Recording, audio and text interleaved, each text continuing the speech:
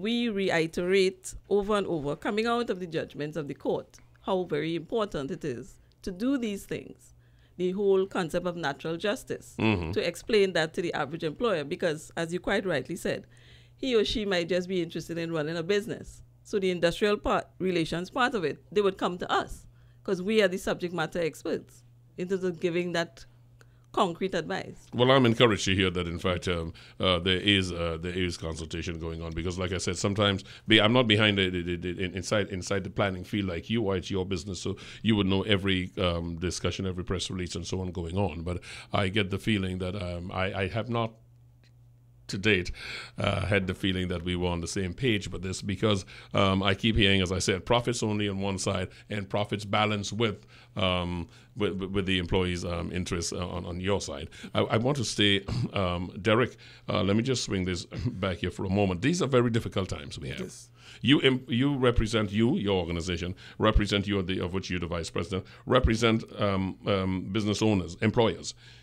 And a lot of them have the feeling that this is the time to pack up, to curtail, and or do nothing and wait for something to happen. There is the continuing contributions from many economists that the business sector, private enterprise, is going to play a major role in the recovery. How do you convince folks that this is the way that they have to go? And are they embracing that concept? First of all, if it is one that's embraced by your organization, are your members hearing it? Are they feeling you, as they say?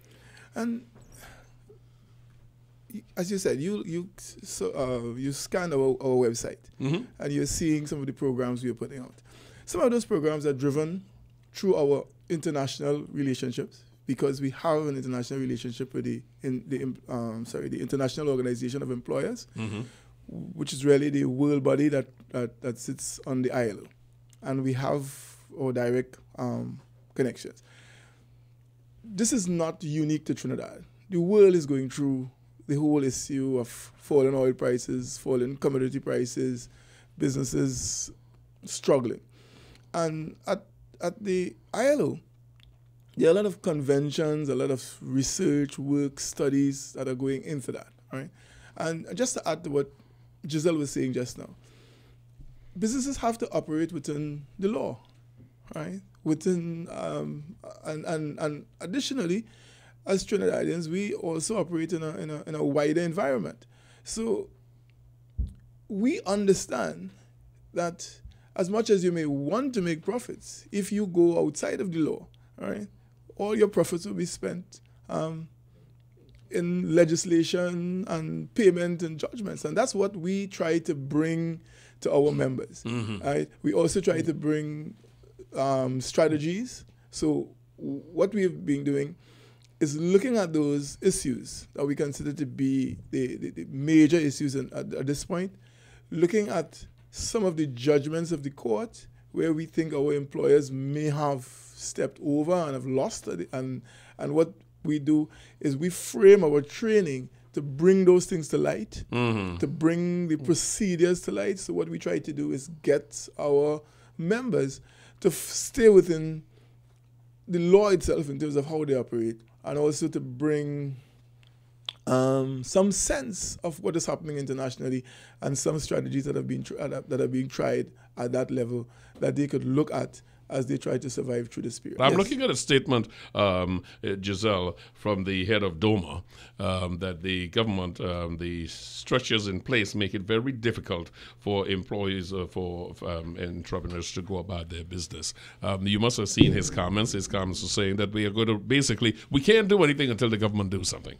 Is that what you're hearing from your folks? I mean, I paraphrase. He didn't exactly say that, but I got the impression from what he's saying. We've got all these walls up, whether it be foreign exchange, whether it be licenses, or all these things. And while on the one hand you're calling for the private sector to be involved in the revitalization of Trinidad and Tobago, you must. It sounded to me like you must remove these things before we can move forward. Well, I think, Rennie, at the end of the day, it's not in dispute that people are concerned with regard to what is happening in the wider economic environment in Trinidad and Tobago. As a business person, you would be more concerned because you are being impacted by other variables such as crime. The headline inflation is creeping up as we speak.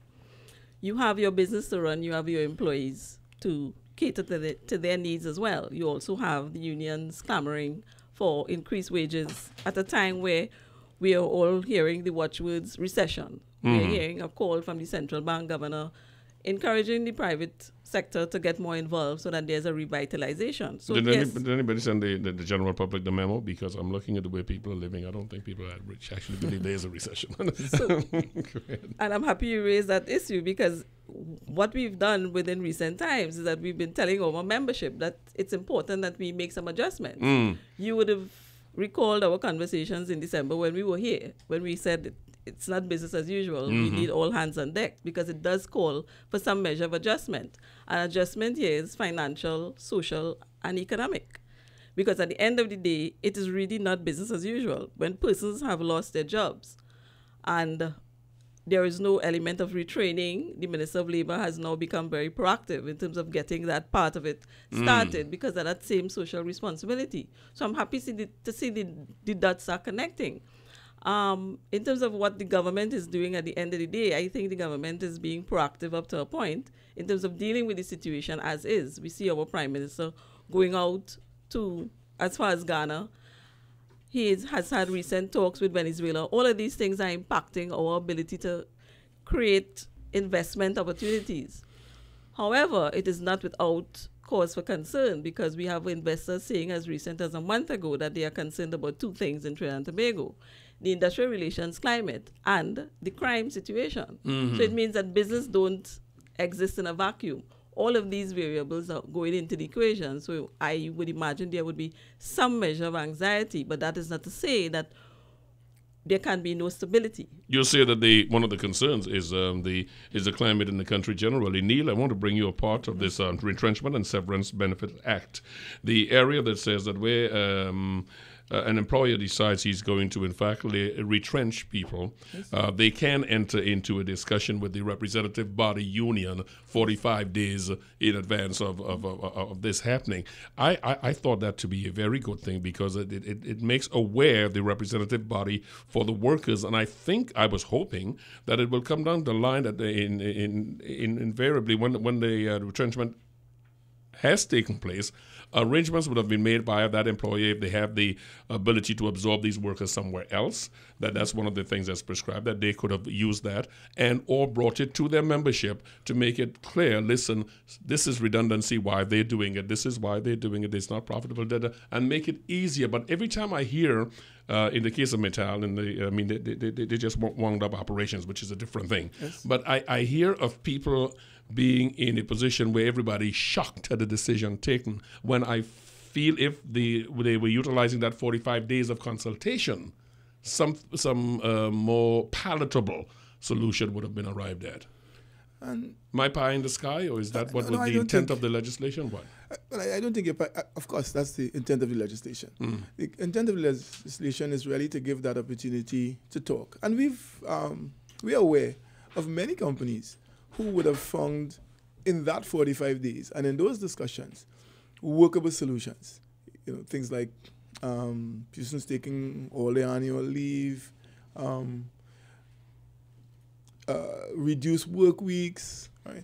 So it also allows, because the employer also have to save his business. And then sometimes the fact that you are exposed to that level of cost, you may be taking that as a reduction. But sometimes you could find that you could, and if you think about the investments that you make in the people that you train, right? Sometimes these strategies could help and could survive for the rebound.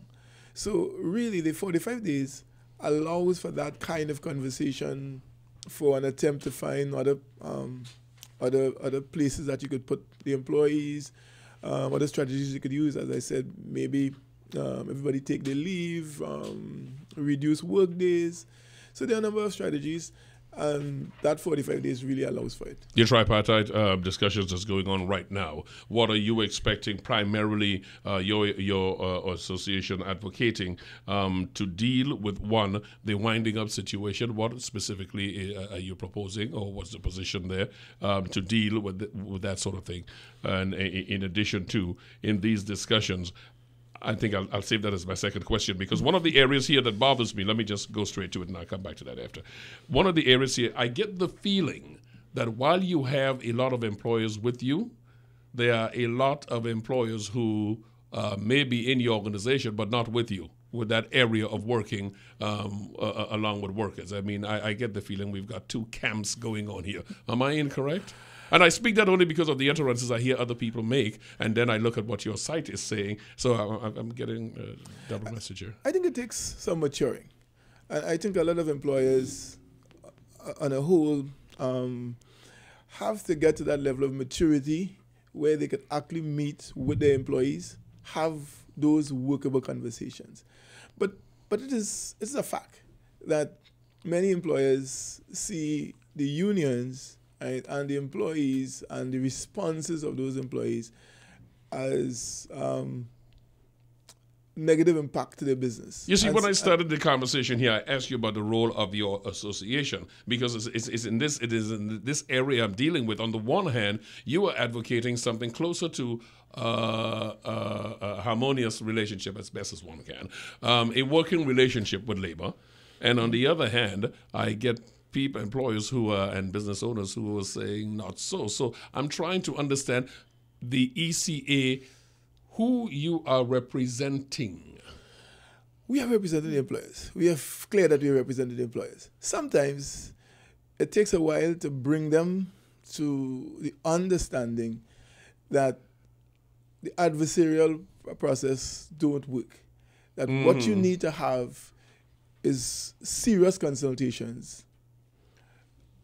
Identify the choke points in your business and have those things discussed. One thing you're sure about it, Rennie, is that the organizations that survive have to first find things that are important to the employer and the employees. And once you could find those items, right, and have mature conversations around them, you could find solutions. And mature conversation has to come from coming from an informed perspective. I must ask you, your organization, being members of the ILO, being having the interests of the employer at the forefront, I would want to think people would listen. Are they aware also, however, that one of the things that your organization, has available is for them to get advice before making decisions in this area of retrenchment and so on?